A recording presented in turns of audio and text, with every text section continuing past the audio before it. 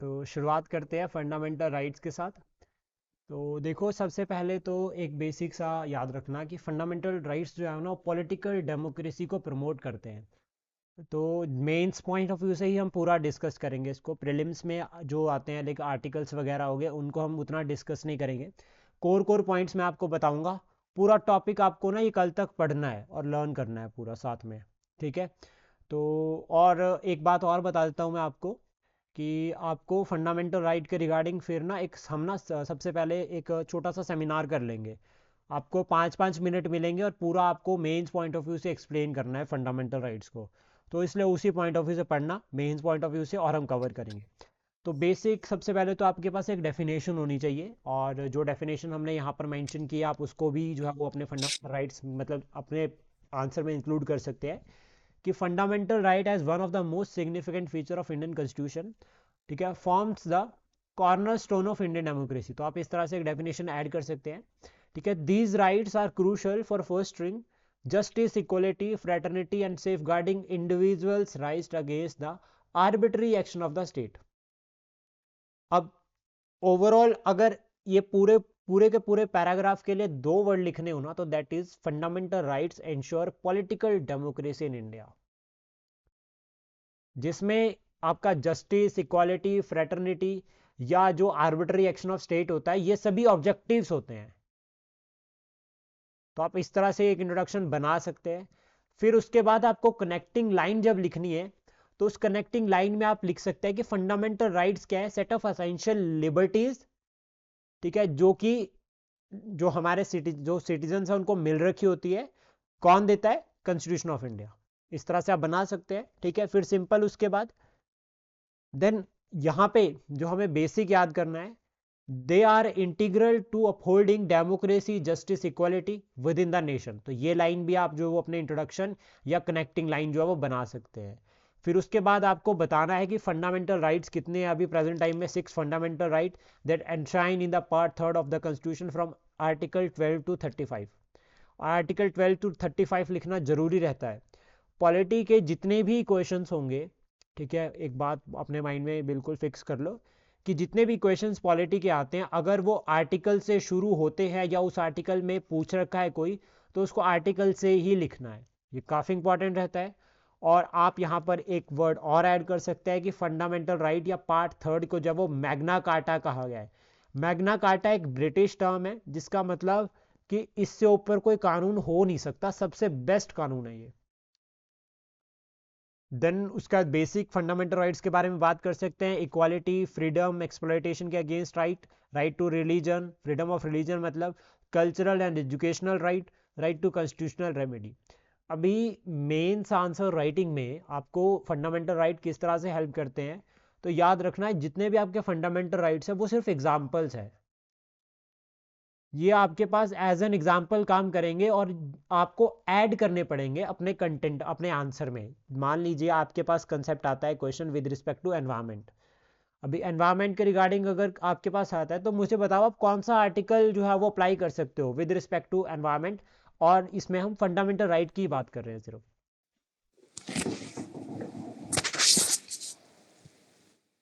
जब हम एनवायरनमेंट के पॉइंट ऑफ व्यू से देख रहे हैं, मान लीजिए हमें क्वेश्चन आ गया सर आर्टिकल 21 आर्टिकल मतलब 21, right. Right to life and personal liberty. और ये इवन एक आपका दिल्ली हाई कोर्ट ने भी कहा है कि environment, right to safer environment, वो जो है वो फंडामेंटल राइट है। तो इस तरह से आप लिंक करके बता सकते हैं। ठीक है। देन उसके बाद मान लीजिए आपको एक क्वेश्चन आता है, वो क्वेश्चन लिंक करता है आपका एक तरह से प्रीवियसी के साथ। तो प्रीवियसी के केस में भी जो है आपका आर्टिकल 21 आएगा। एजुकेशन के केस में आता है अगर कोई, तो मुझे बताओ कौन कौन से फंडामेंटल राइट्स ऐड होंगे। अगर मान लीजिए कोई क्वेश्चन आता है, वो आता है आपका न्यू एजुकेशन पॉलिसी पे। न्यू एजुकेशन पॉलिसी के केस में कौन कौन से फंडामेंटल राइट्स जो है वो लिंक करते हैं? ज्योति So मैम आप right बताओ। to 21A, ठीक है, और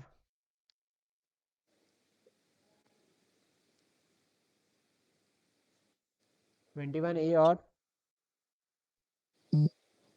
14 भी आ सकते हैं, राइट टू इक्वालिटी। आर्टिकल 14 भी आएगा, आर्टिकल 15 भी आएगा, आर्टिकल 16 भी आएगा।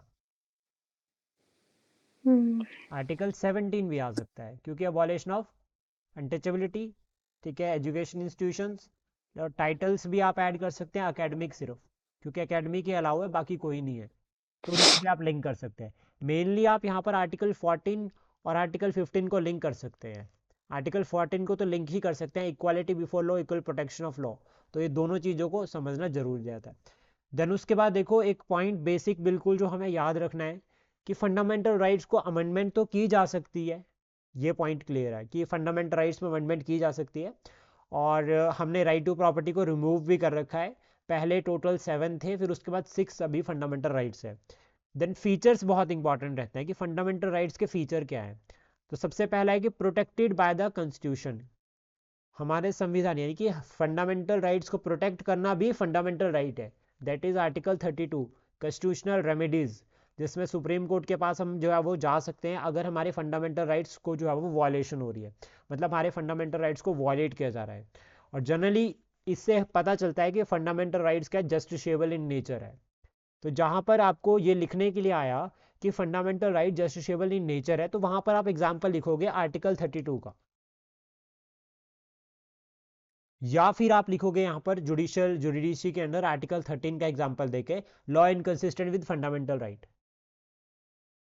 तो आप आर्टिकल 13 और 32 इन दोनों को ऐड करोगे जब हम लिखेंगे कि fundamental right justiciable in nature है। उसके बाद सेकंड पॉइंट यहाँ पर आता है कि नॉट सैक्रोसेंट, परमानेंट और एब्सोल्यूट।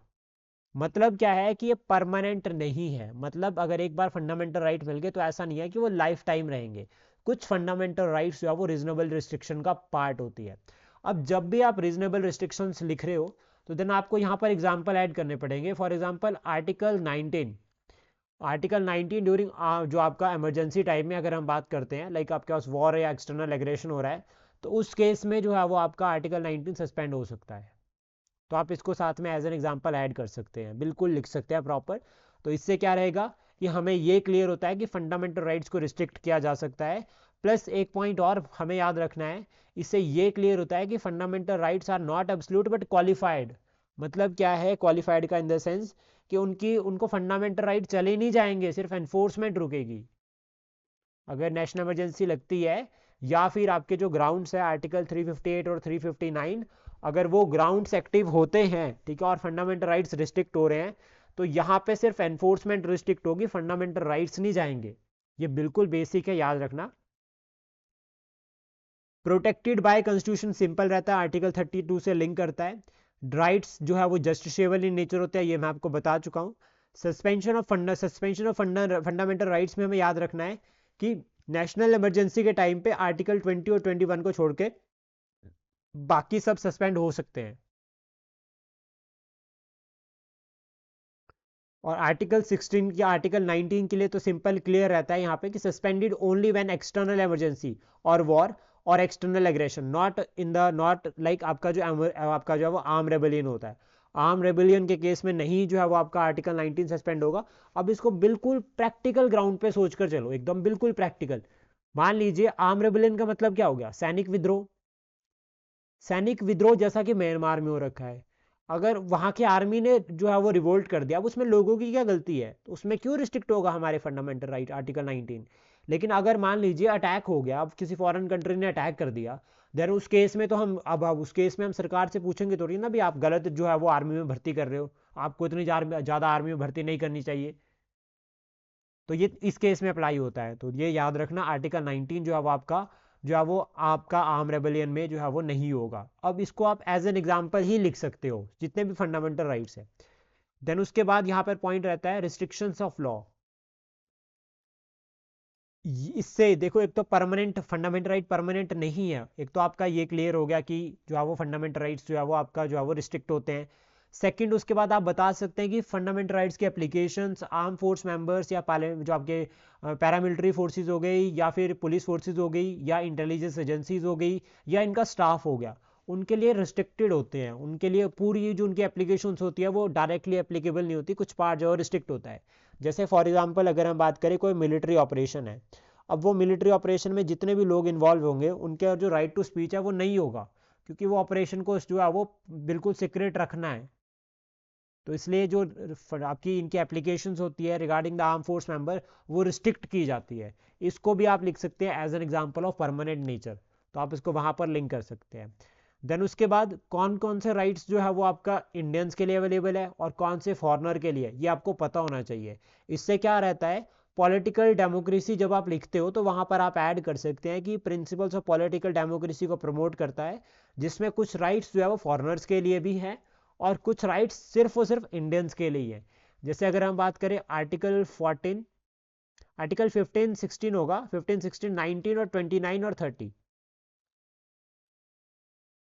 15 16 19 और 29 और 30 ये सिर्फ इंडियंस को मिलेंगे और किसी को नहीं। जैसा provision of discrimination on certain grounds, religion, race, caste, sex और प्लेस ऑफ बर्थ। देन उसके बाद नेक्स्ट आता है equal opportunity in public employment, ये आपका आर्टिकल 16 हो गया, ये आपका आर्टिकल 15 हो गया। और आर्टिकल 19, आर्टिकल आपका 29 और आर्टिकल 30 माइनॉरिटीज़ के लिए राइट कि माइनॉरिटीज़ जो है वो या अपना जो है वो क्या कर सकते हैं, इंस्टीट्यूशंस बना सकते हैं। और यहाँ पर रिलीजियस और लिंग्विस्टिक दोनों आते हैं आर्टिकल 30 में। लेकिन जो आर्टिकल 29 है वो मेजॉरिटी को भी है, ये सुप्रीम कोर्ट ने कहा है। अभी ये दोनों को आप लिख सकते हैं जब हम बात करते हैं वेलफेयर के कंसेप्ट में। तो जब वेलफेयर का कंसेप्ट जहाँ पर लाइक आपके लिए कोई अगर आपको आता है, कोई क्वेश्चन आता है उसमें आपको जो है वो फंडामेंटल राइट्स को मेंशन करना है, तो आप यहाँ पर ये वेलफेयर वाले लिख सकते हैं, माइनॉरिटीज़ के लिए कौन कौन से राइट्स है, किस तरह से है, तो आप इसको इंक्लूड कर सकते हैं। प्लस साथ में आप बता सकते हैं कि एक तरह से कि कौन से राइट किसको अवेलेबल है। अब देखो एक पॉइंट समझो, एलिमेंट्री एजुकेशन का बात, अब जब हम एलिमेंट्री एजुकेशन की बात करते हैं, इसको क्यों जो है वो free and compulsory education, like आपका आर्टिकल 21A, आर्टिकल 21A ये ना फॉरेनर के लिए भी है, क्यों है ये फॉरेनर के लिए?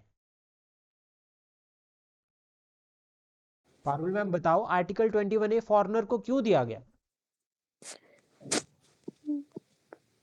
सो जैसे यहाँ से मतलब इंडियन स्टूडेंट्स जो है फॉरेन जाते हैं पढ़ने के लिए, वहाँ पे उनके लिए कोई रिस्ट्रिक्शंस नहीं है, वैसे ही शायद वो लोग भी यहाँ पे आ सकते हैं और उनके लिए भी कोई रिस्ट्रिक्शंस नहीं है, इसलिए उनको ये राइट कन्फर किया है। ओके, कुछ और पॉइंट? एक और पॉइंट है इसमें, नरेंद्र आप बताओगे?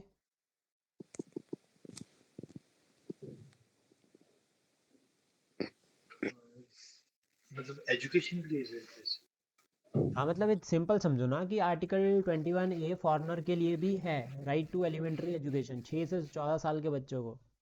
तो शायद क्योंकि जो एजुकेशन मतलब आर्टिकल 21A जो है कॉन्स्टिट्यूशन का, उसमें उसका जो मेजर गोल है वो है एजुकेशन फॉर ऑल। हाँ शाबाश, बस यही तो है मैम आंसर राइटिंग में। जो पहला पॉइंट आया ना उसमें हम रुक गए, लिखते लिखते लिखते लिखते हम रुक जाते हैं, लेकिन सोचते क्योंकि यहाँ लिखने का काम तो नहीं, तो सोच रहा है का माइंड। अब देखो article 21A, right to education to all, तो भारत क्या है, भारत एक पीसफुल कंट्री है, ठीक है, और भारत बड़ा काइंड हार्ट वाला है नॉर्मली सबके लिए। और हमारे यहाँ पर कहते हैं कि बच्चे ना भगवान का रूप होते हैं, सिंपल, चाहे वो फॉरनर के हो, तो हम भेदभाव नहीं करते।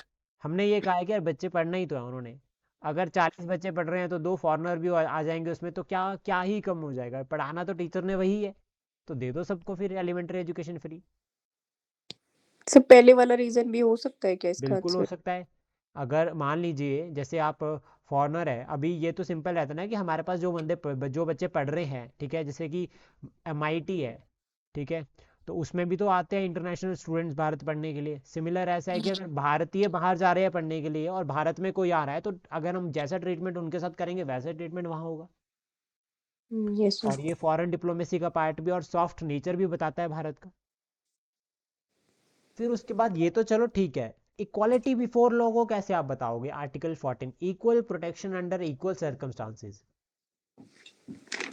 ज्योति मैम आप बताओ ये आर्टिकल 14, सिर्फ 14 को ही, equality before law and equal protection of law.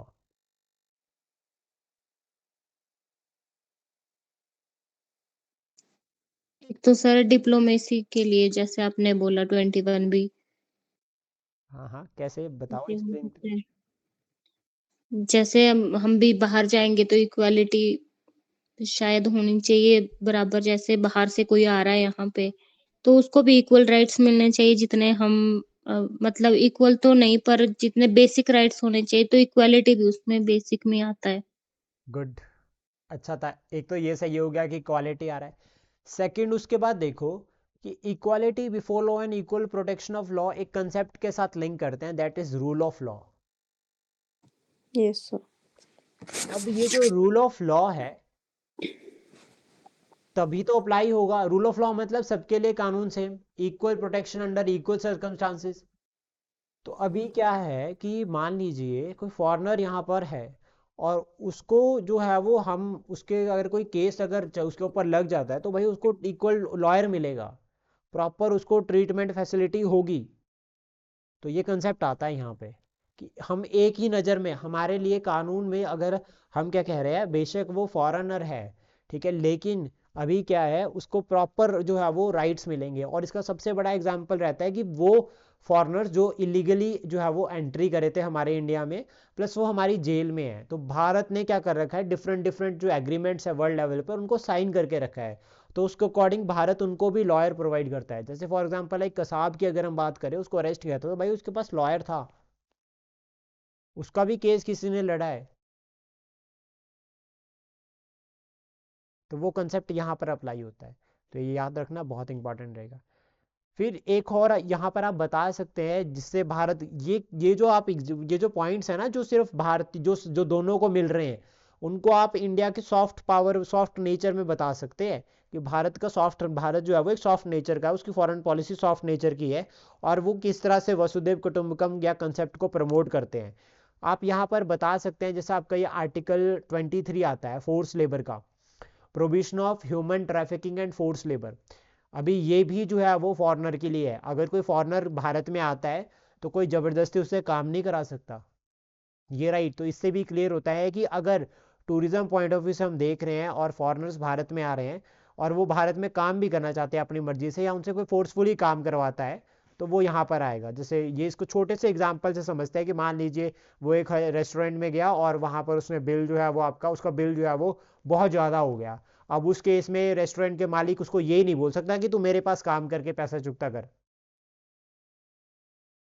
वो लीगली कोर्ट में जाएगा अगर जा सकता है तो, नहीं तो वो उसको बोलेगा कि आपको पे करना है, आप किसी भी तरह से जो है वो लाइक आप जो हो वो कोई लोन या कुछ भी जो आपको एक्टिविटी लगती है, या फिर हम बता सकते हैं यहाँ पर कि वो जो है वो कोर्ट में जाएगा। बट लेकिन उससे जबरदस्ती काम नहीं, उसे बर्तन नहीं धुलवा सकता वो। तो ये सभी ये आप ऐड कर सकते हैं एज एन एग्जाम्पल। देन उसका free to manage religious affair, ये वाला पॉइंट आप डाल सकते हैं सेकुलरिज्म में, और इससे क्लियर होता है पॉजिटिव सेकुलरिज्म। हम ये कहते हैं हम सभी धर्मों को एक्सेप्ट करते हैं, हम सभी धर्मों को एक्सेप्ट करते हैं, सिर्फ भारतीयों के लिए नहीं, फॉरेनर्स के लिए भी। कि जो अगर मान लीजिए कोई फॉरेनर में हम एक एग्जांपल लेते हैं कि कोई क्रिश्चियन पर्सन जो है वो भारत आया, अभी भारत में आने के बाद उसका प्रॉपर उसके पास राइट्स है कि वो अपने धर्म का प्रचार कर सकता है, बट उसको यहाँ पे थोड़ी सी कंडीशंस रहती है कि उसको ज़मीन नहीं मिलेगी। तो वो अपने अपने एंड पर अपने जो इंडिविजुअली फंडामेंटल अपने राइट पर वो आकर अपने धर्म को फॉलो कर सकता है। बट अगर उसको ऐसे प्रचार वगैरह करना है तो उसको थोड़ी परमिशंस लेनी पड़ेगी, लेकिन सरकार उसमें भी स्ट्रिक्ट नहीं करेगी उसको। अगर देखती है सरकार पूरा सब कुछ लॉफुल चल रहा है, जैसे मान लीजिए इवेंट ऑर्गेनाइज होते हैं। अब इवेंट्स कई बार आपने काफ़ी बार सुना होगा कि वर्ल्ड के बड़े बड़े इवेंट, ये रिलीजियस इवेंट जो है वो भारत में ऑर्गेनाइज हो रहा है, ठीक है। तो इसका मतलब क्या हो गया, एक तरह से सेकुलर कंसेप्ट हो गया। और रिलीजियस इवेंट ऑर्गेनाइज करने का मतलब क्या हो गया, एक तरह से कि प्रचार करना इनडायरेक्टली। तो इसको आप अपने आंसर में इंक्लूड कर सकते हैं जब हम जो बात कर रहे हैं सेकुलरिज्म के बारे में भी। तो इस तरह से जो है वो हम बता सकते हैं। देन उसके बाद आर्टिकल 12 हमें सबसे पहले याद रखना है। आर्टिकल 12 में ना डेफिनेशन दे रखी है हमारी स्टेट की, कि एक्चुअल में टर्म स्टेट है क्या। तो यहाँ पर जितनी भी गवर्नमेंट बॉडीज, जितने भी कॉन्स्टिट्यूशनल नॉन कॉन्स्टिट्यूशनल बॉडीज, ये सभी को जो है वो इंक्लूड किया गया है स्टेट की डेफिनेशन में कि ये भारत है। जैसे फॉर एग्जांपल अगर हम बात करें स्टेट ह्यूमन राइट कमीशन, वो जो है वो भारत है, ठीक है, वो स्टेट की डेफिनेशन में इंक्लूड होगा। अगर हम बात करें यूपीएससी, तो यूपीएससी जो है वो आपका स्टेट की डेफिनेशन में इंक्लूड होगा। तो इस तरह से जो है आपका आर्टिकल 12 में बताया गया है कि टर्म स्टेट क्या क्या इंक्लूड कर रही है। देन उसके बाद आर्टिकल 13 में जो आप हम यहाँ पर बात करते हैं, आर्टिकल 13 लिंक करता है कौन से कंसेप्ट के साथ? आर्टिकल 13 लिंक करता है जुडिशियल रिव्यू। Judicial review. और जो ये जुडिशियल रिव्यू है, इसमें याद रखना, तो law inconsistent with fundamental right, मतलब कोई भी कानून अगर फंडामेंटल राइट्स को वॉयलेट कर रहा है तो सुप्रीम कोर्ट उसको नल एंड वॉइड डिक्लेयर कर सकता है। सुप्रीम कोर्ट उसको नल एंड वॉइड डिक्लेयर कर सकता है। और इस केस में जो है वो हमें आर्टिकल 32 के थ्रू जो है वो सुप्रीम कोर्ट में जाना पड़ेगा। देन सुप्रीम कोर्ट उसके ऊपर एक्शन लेगा। और यहाँ पर यह भी कहा जाता है कि पूरा का पूरा कानून जो है वो अगर मान लीजिए कुछ पार्ट इफेक्ट कर रहा है तो वही पार्ट कैंसिल होगा, बाकी स्टिल एक्टिव रहेंगे सारे के सारे। तो ये इंपॉर्टेंट रहता है। और law inconsistent with fundamental rights जब हम इसको लिखते हैं तो हम इसको एक तो जुडिशियल रिव्यू के साथ अटैच करेंगे, जुडिशियल रिव्यू का एग्जांपल में लिखेंगे। सेकंड हम इसका एग्जांपल लिख सकते हैं जुडिशियल ओवररीच के साथ। प्लस आपको मैं एक टर्म देता हूं कल के लिए जिसको आपको पढ़ना है, वो है जुडिशियल एक्टिविज्म। जुडिशियल एक्टिविज्म क्या होता है ये पता होना चाहिए बिल्कुल। देन आपको एक बात और ध्यान में रखनी है, आर्टिकल 14 से लेकर आर्टिकल 18 तक। अब यहाँ पे क्या है, आपको क्या करना है, एक तो दो कमीशन आते हैं। सबसे पहले एक आता है काका केलकर कमीशन, ठीक है, और उसके बाद दूसरा आता है मंडल कमीशन। Yes sir. ये दोनों की रिकमेंडेशन पढ़ लेना, मतलब ये दोनों की रिकमेंडेशन काफ़ी इंपॉर्टेंट रहती है। इनकी जो रिकमेंडेशन है, जैसे कि काका केलकर की तो रिकमेंडेशन ज़्यादा इंपॉर्टेंट नहीं है, लेकिन मंडल की बहुत इंपॉर्टेंट है with respect to the creamy layer. और इंदिरा सवाने केस भी हो रखा है।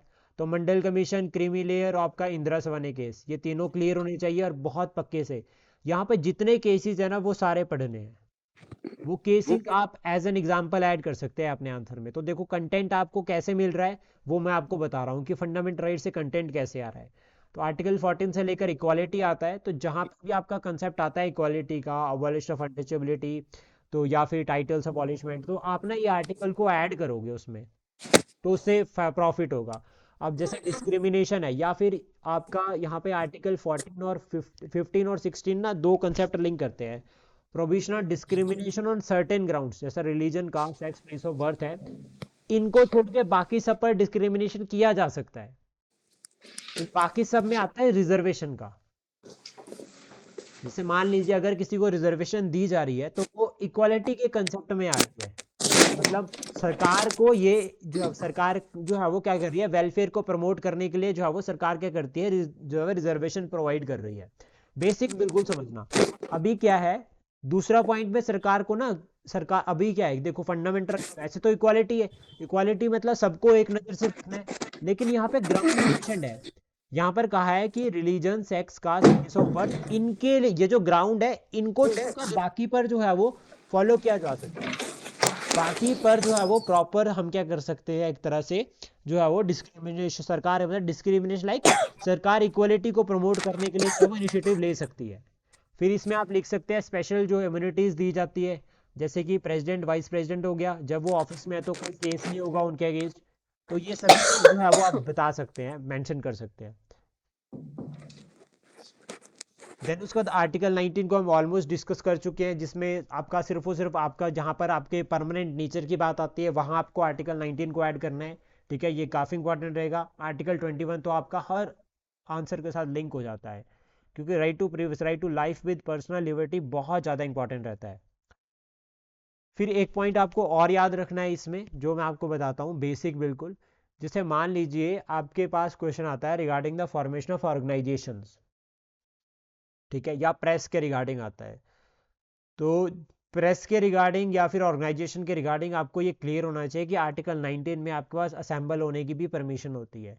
अब मान लीजिए आपको क्वेश्चन आ गया प्रोटेस्ट से रिलेटेड कि जो फार्मर प्रोटेस्ट हो रहा है वो कितने हद तक कॉन्स्टिट्यूशनल इन नेचर है और वो फंडामेंटल राइट से लिंक करता है। तो आपको ये पता होना चाहिए कि right to protest fundamental right है या नहीं है। आपको क्या लगता है, right to protest fundamental right है या नहीं है? यस सर, फंडामेंटल राइट है। कैसे फंडामेंटल राइट है? Article 19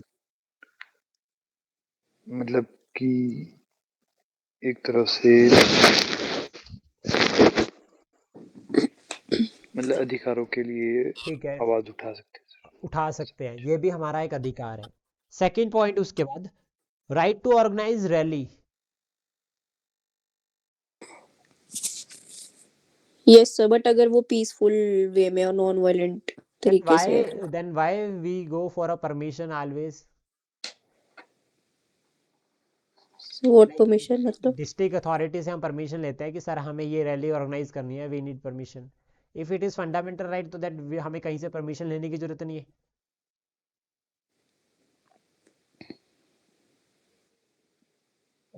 Because fundamental rights under Article 19, it is a part of reasonable restriction, public order, law and order और public peace। अभी rally में अगर कुछ हो गया, आपको सिक्योरिटी भी तो चाहिए, तो उस केस में परमिशन लेनी पड़ती है।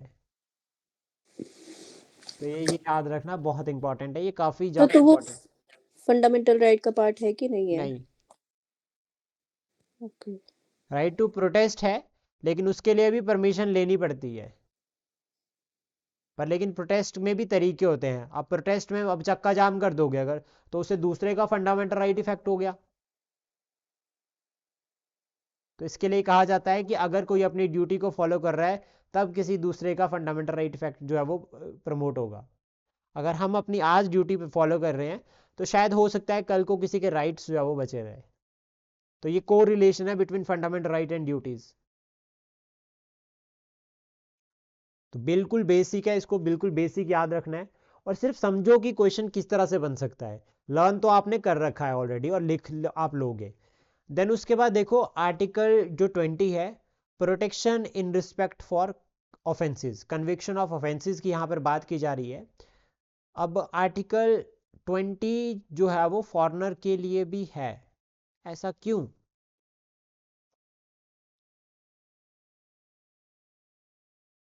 एक एग्जाम्पल के साथ बताओ, बस सिर्फ एक एग्जाम्पल कि आर्टिकल 20 फॉरेनर के लिए है क्यों।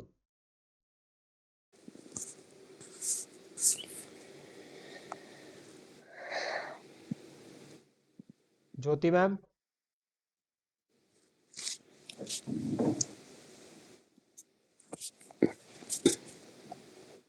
सर ये तो एक नेचुरल राइट है ना, मतलब सबके सबके लिए होना चाहिए। Protection in respect of conviction for offences, ठीक है, नेचुरल राइट। ओके, थोड़ा कनेक्ट किया आपने, अच्छा है पॉइंट। और sir article 14 equality before law and equal protection of laws. Okay, nice, ये भी सही है। और sir article 21 protection of life and personal liberty. ठीक है, ये भी सही है। आर्टिकल 21 और सर एक आर्टिकल 22 भी रिलेट हो सकता है, वो जो protection against arrest arrest and and. Detention. Yes sir. ठीक है, ये भी ठीक है। और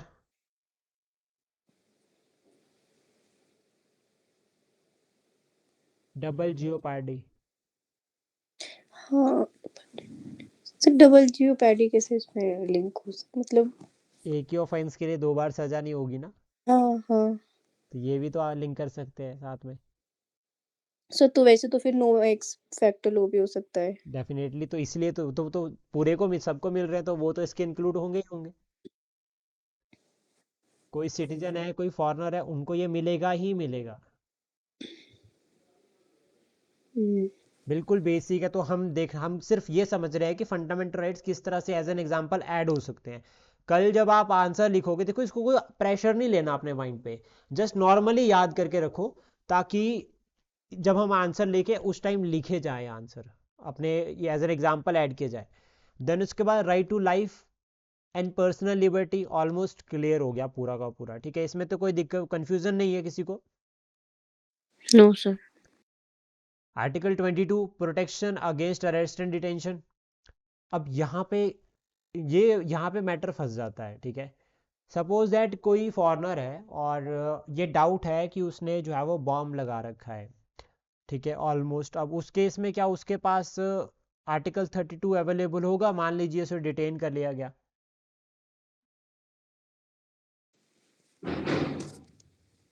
तो कैसे, एक बार फिर से रिपीट करोगे? मान लीजिए कोई एक पर्सन है, उसको डिटेन किया गया, ठीक है, और डिटेन करने का कारण उसको नहीं बताया, और रीज़न सरकार को ये पता था, पुलिस को ये पता था कि उसको डिटेन करने का जो कारण है वो है कि ये बॉम्ब ब्लास्ट में इन्वॉल्व है, या बॉम्ब ब्लास्ट में जो लोग प्लानिंग कर रहे हैं। अब क्या उसके पास उस केस में आर्टिकल 32 होगा? क्योंकि आर्टिकल 32 उसके लिए हैबियस कॉर्पस है, जिससे उसको बेल मिलेगी, क्या उसके पास वो अवेलेबल होगा? नहीं होगा सर, नेशनल सिक्योरिटी के लिए, प्रिवेंटिव इंटीग्रिटी और के लिए। प्यूनिटिव दो तरह की डिटेंशन रहती है, ठीक है। प्रिवेंटिव का मतलब हो गया, एक तरह से हम क्या कर रहे हैं, प्रिवेंटिव नेचर में लेकर चल रहे हैं, हमें हमें शक है उस पर्सन पे कि वो इन्वॉल्व हो सकता है, तो इसलिए हमने उसको प्रिवेंटिव डिटेंशन में ले लिया। और जब भी प्रिवेंटिव डिटेंशन डिटेंशन में लेकर जा रहे हैं तो उस केस में ग्राउंड नहीं बताते। अगर ग्राउंड बता दिया तो प्रिवेंटिव डिटेंशन का क्या मतलब हो गया? और अगर उसको ग्राउंड पता चल गया तो वो अपने लॉयर के थ्रू कुछ भी कर सकता है, फिर वो बेल ले लेगा, तो इसलिए बेल भी नहीं मिलेगी। प्यूनिटिव में क्या होता है, आप एक प्रोसीजर को फॉलो करके चलते हैं, उसमें आपको जो है वो जुडिशरी के ऑर्डर चाहिए किसी भी पर्सन को अरेस्ट करने के लिए, और ऐसा भी होता है कि आपको 24 आवर में जो है वो जुडिशरी के सामने लेकर जाना पड़ता है। इन दोनों को आप ऐड कर सकते हैं, जहां पर आप लिख सकते हैं कि हमारे यहाँ पर जो जुडिशियल सिस्टम है वो ट्रांसपेरेंट है बिल्कुल।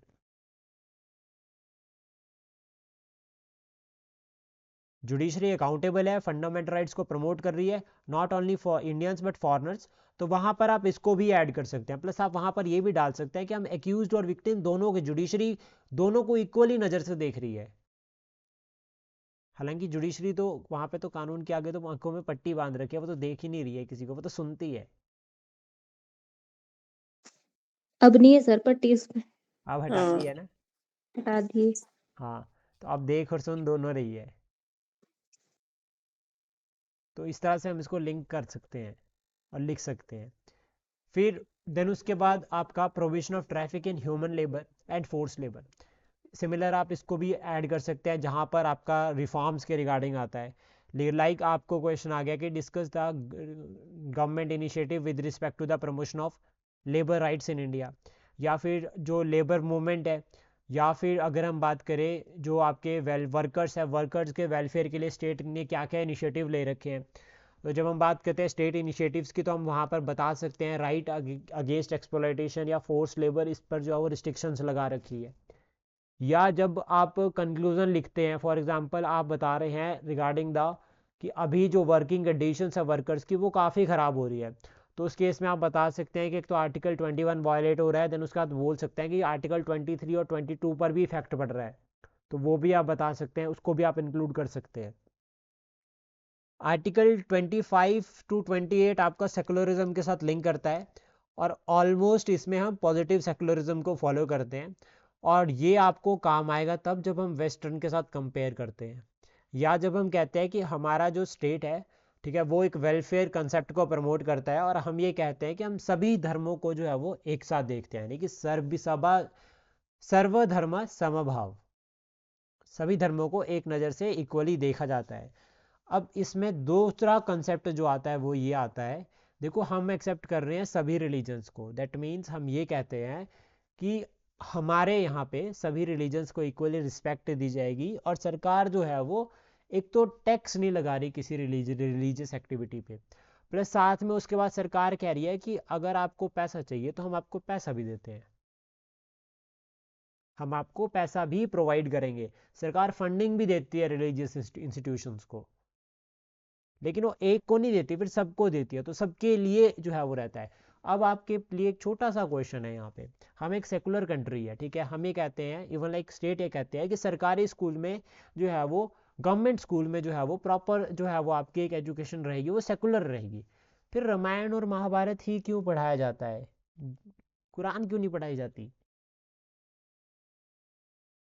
गवर्नमेंट स्कूल्स में?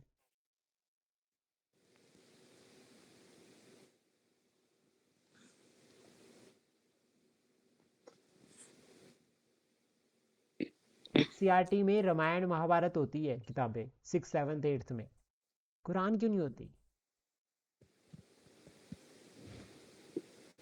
सर मेजॉरिटी पॉपुलेशन कुछ तो फिर सेकुलरिज्म कैसे होगा?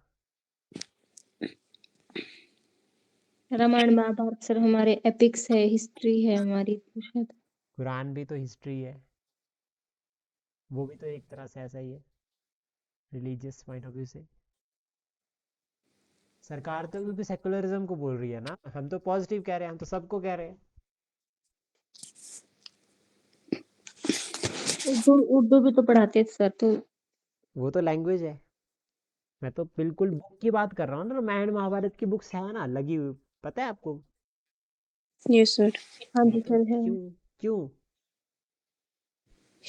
रामायण, चलो कुरान को छोड़ो, कोई और होली बुक रख लेते हैं उसकी जगह, वो क्यों नहीं है? इवन लाइक आई थिंक शायद यथार्थ गीता भी थी अभी। कई स्टेट्स में है सर हाँ गीता भी। क्यों ऐसा?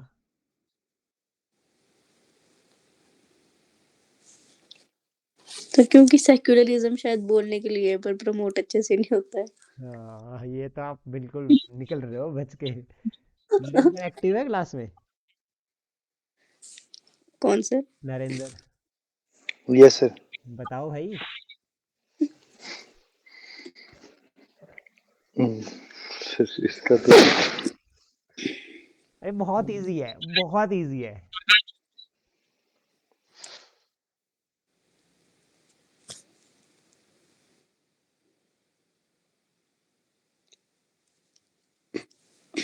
क्योंकि जो ये बुक्स ऐड की गई है ना रामायण महाभारत, ये हिंदी सब्जेक्ट के अंडर ऐड की गई है, अलग से नहीं है।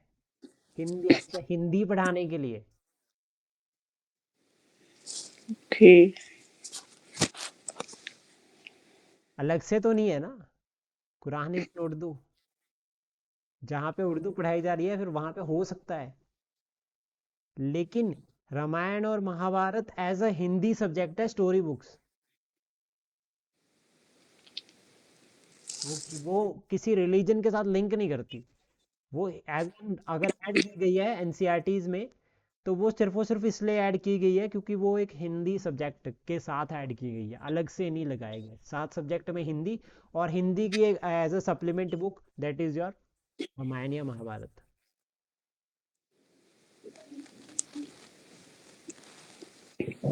तो यहाँ पर ये इसलिए अप्लाई होता है ऐसा, क्योंकि हमारी यूनियन की जो ऑफिशियल लैंग्वेज है वो भी हिंदी है। तो एनसीईआरटी जो है वो नेशनल लेवल पर चलता है, तो इसलिए हिंदी के सब्जेक्ट को प्रमोट करने के लिए जो है वो रामायण और महाभारत चलाई जाती है, क्योंकि यूनियन की जो लैंग्वेज है वो भी हिंदी है ऑफिशियल। और यूनियन को ये कहा भी गया है, संविधान में एम्पावर किया गया है, संविधान एम्पावर करता है यूनियन को कि वो हिंदी लैंग्वेज को प्रमोट करने के इनिशिएटिव्स ले सकता है। तो अमित शाह जी कहते हैं ना कि हम हिंदी को प्रमोट कर रहे हैं, हम हिंदी, वो इसी लैंग्वेज के इसी आर्टिकल के थ्रू, आर्टिकल 243 है शायद, नहीं 50, आर्टिकल 50 भी शायद, एक बार कंफर्म कर लेना इसको, आर्टिकल 350 बी है या फिर आर्टिकल 243 है। दोनों में से कोई एक आर्टिकल है जो लिंक करता है आपका प्रमोशन ऑफ हिंदी, और हिंदी जो है वो यूनियन की। 343 सर, हाँ जी, 343 सर शायद। 343 या 350 दोनों में से कोई एक है, 350 बी। तो एक बार चेक कर लेना, इन दोनों आर्टिकल्स में से कोई एक होगा जो लिंक करता है कि यूनियन की जो ऑफिशियल लैंग्वेज है दैट इज हिंदी, और यूनियन को एम्पावर भी करता है, यूनियन गवर्नमेंट को, कि वो जो है वो हिंदी को प्रमोट करे। बट लेकिन हमारे यहाँ पर पार्लियामेंट की प्रोसीडिंग और जुडिशरी की जितनी भी प्रोसीडिंग है that is in English, maximum Hindi में, इंग्लिश में होती है। इवन लाइक सुप्रीम कोर्ट ने वर्डिक्ट भी दिया था कि जितने भी कानून बन रहे हैं वो सभी के सभी कानून जो है वो इंग्लिश में होने चाहिए, उनकी ट्रांसलेशन हिंदी में हो सकती है लेकिन बिल इंट्रोड्यूस होगा इन फॉर्म ऑफ इंग्लिश। ऐसा क्यों?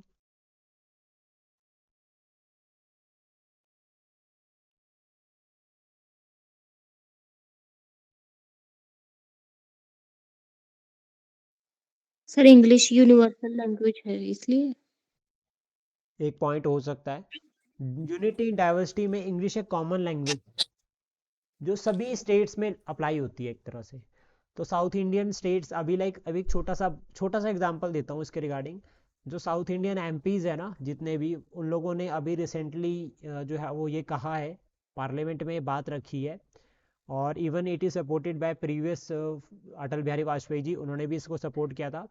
और उन्होंने ये कहा है कि पार्लियामेंट का जो विंटर सेशन है वो साउथ इंडिया में होना चाहिए, क्योंकि सर्दियों में जो एमपीज आते हैं भाई और उनके साथ जो डेलीगेशंस आते हैं, अब अकेला एमपी तो आएगा नहीं, उसका पूरा का पूरा स्टाफ आएगा, तो वो बीमार हो जाते हैं नॉर्थ इंडिया में आके। और दिल्ली में तो वैसे ही पोल्यूशन का चैलेंज रहता है, तो इसलिए जो है वो आपका जो है वो सेशन जो है वो आपका विंटर सेशन वो दिल्ली से बाहर होना चाहिए।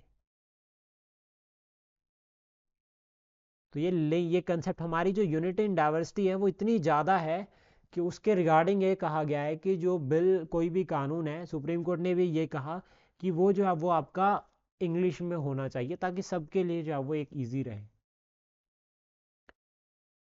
फिर उसके बाद आपका यहाँ पर आर्टिकल 29 और आर्टिकल 30 आता है, जो कि माइनॉरिटीज़ के लिए राइट है, और ये आप सोशल वेलफेयर में जब आप लिखते हो तो वहाँ पे इनको ऐड कर सकते हैं, काफ़ी ज़्यादा इंपॉर्टेंट रहता है। देन उसके बाद कॉन्स्टिट्यूशनल रेमेडीज़ है, और कॉन्स्टिट्यूशनल रेमेडीज़ में अगर हम बात करें 5 रिट्स है ना, कौन कौन से रिट्स है बताओ। सो हैबियस कॉर्पस। ठीक है, मतलब ही बताओ उनके साथ साथ में क्या है।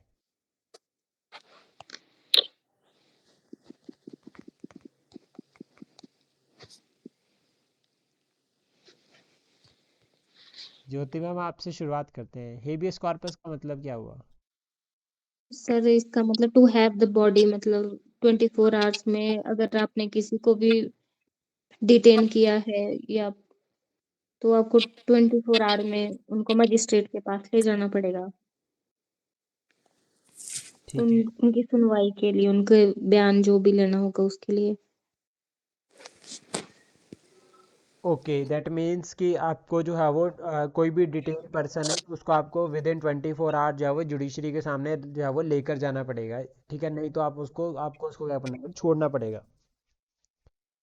अब एक हाँ जी। क्वेश्चन है मैम, मान लीजिए किसी पर्सन को जो है वो जुडिशरी के पास लेकर चले गए, देन उसके बाद जुडिशरी ने कहा कि हाँ ठीक है यार, मुझे लग रहा है कि ये गलत है, ठीक है, अब मुझे बताओ कि वो पर्सन पुलिस लेकर लॉकअप में रहेगा या जेल में रहेगा। जेल में सर। क्यों।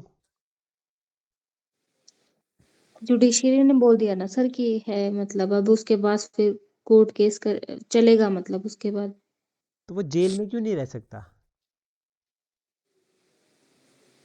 जेल में ही तो रहेगा सर। सॉरी, मतलब पुलिस लॉकअप में क्यों नहीं रह सकता।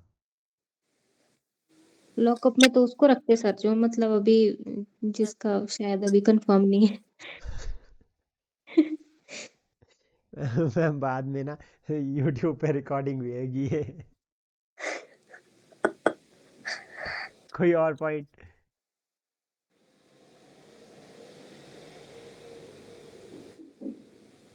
देखो, मैं समझता हूँ इसको लेकर, मान लो अगर उसको जो है वो जज ने कह दिया कि ठीक है भाई अभी केस चलेगा, मैं केस एक्सेप्ट कर लिया इसका, ठीक है, जज के सामने पेश किया और फाइनली केस चलना शुरू हो गया।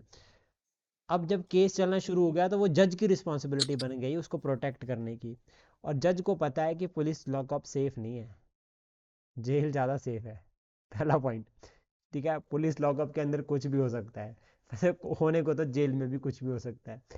सेकंड, उसके बाद पॉइंट आता है कि पुलिस लॉकअप में अगर वो रहेगा ना तो कभी भी किसी को, जो आपका इंस्पेक्टर होगा उसको परमिशन की जरूरत नहीं है, वो जाते जाते पूछ लेगा भाई बता, कारण बता भाई तूने क्यों ये किया, ऐसा कुछ करके केस। लेकिन ऐसा कहा गया है कि जब केस हो जाता है तो उसके बाद जुडिशरी की परमिशन लेनी पड़ती है जब भी इंटरोगेशन करनी है उसके लिए। तो अगर पुलिस लॉकअप में रहेगा तो इंटरोगेशन की क्या जरूरत है, जुडिशरी तो अपने ऑफिस में बैठी है जाके वहाँ। तो जेल में इसलिए जाना पड़ेगा, जेल, ताकि वो वहां से परमिशन लेकर आए, देन जेलर को वो परमिशन लेटर दिखेंगे तब इंटरोगेशन कर सकते हैं, अदरवाइज नहीं। तो कारण दूसरा ये भी हो सकता है। आर्टिकल 32 काफ़ी इंपॉर्टेंट रहेगा प्रीलिम्स पॉइंट ऑफ व्यू से भी और मेन से भी, जुडिशियल रिव्यू के थ्रू लिंक करके आप इसको ऐड करना है, एक जुडिशियल रिव्यू के थ्रू आपको इसको ऐड करना है। दूसरा, पावर, कि जो ज़्यादा पावर होती है वो किसकी होती है, कम पावर होती है, क्यों होती है। अब मुझे ये बताओ कि जो स्कोप ऑफ आपका ये फंडामेंटल राइट्स का है आर्टिकल 32 और 2 to 26, आपका 226 में और आपका आर्टिकल 32 में, इसमें ज़्यादा किसके पास है। हाई कोर्ट के हाई पास है या सुप्रीम कोर्ट के पास है? High court sir. High court के पास है। अब मुझे बताओ स्ट्रांग किसके पास है, मतलब लाइक किसके पास पावर ज्यादा जो है वो स्ट्रांग है? Strong supreme in the court. Sense like एकदम ऐसा होता है कि वहां पे जो है वो इफेक्टिव है। Supreme court. सुप्रीम कोर्ट, ऐसा क्यों?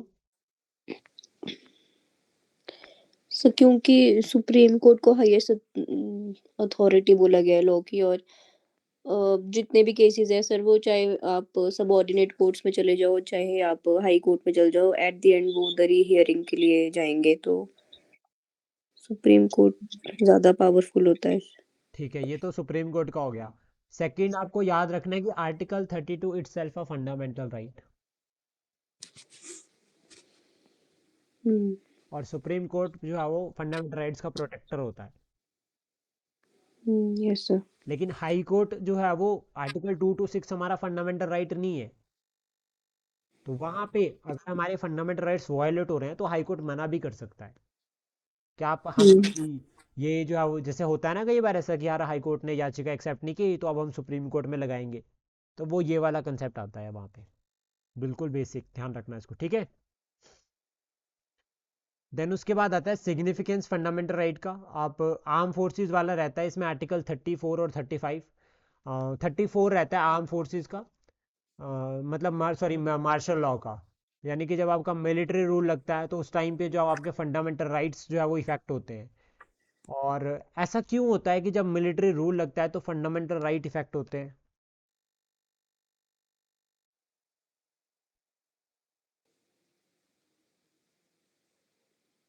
सर क्योंकि कोई लिमिटेशन नहीं होती है उनके मार्शल लॉ पे।